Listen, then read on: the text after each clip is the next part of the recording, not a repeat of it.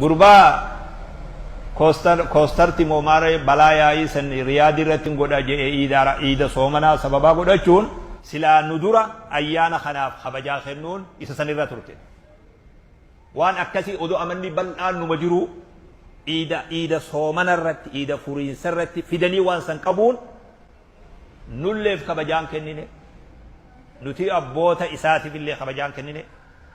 ummata muslimaat illee kabajaan kennine amantii islaamaa ta abbaan isaa irra dhalatee isa guddiseef illee kabajaan kennine walaaluun gaarii ture deebisee rakkoo hawaasa keenyaa ta'uun hawaasi tokko lakki maal bal mudaahana deeggaruun tokko immoo bakka sanuun dhaqina jechuun walafaan waan nama kaawu kana uumuun kana amma namni uume mucmoo sanii irraa gaafatama akkanuma dhiifnee miidiyaa irratti hoggaa agarru hawaasa keenya kaawu walafaan dhaabbatu bira dabrulleen nutti ulfaatu nuti nama tokko deeggaruu fi balaaleffachulleen laakiin namni hoggaa waa dalagu waa laaluu qaba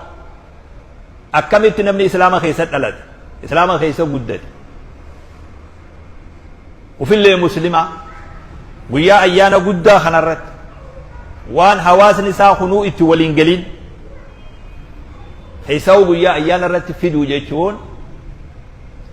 dogoggoralleen ta'uu ni mala wallaalalleen ta'uu ni mala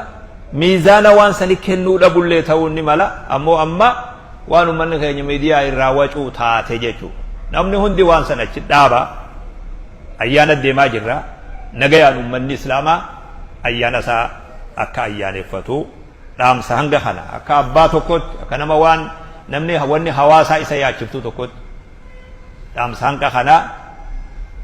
baga itti isiniin gayetan wajjiin gurra buusuu barbaada.